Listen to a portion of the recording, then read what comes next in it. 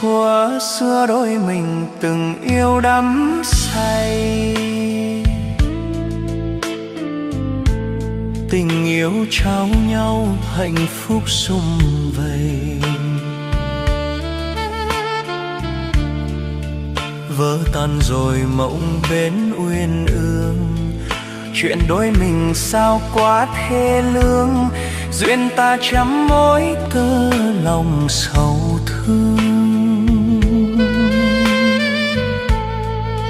Vỡ tan rồi mộng bên uyên ương, chuyện đôi mình sao quá thê lương. Duyên ta trăm mối tơ lòng sầu thương.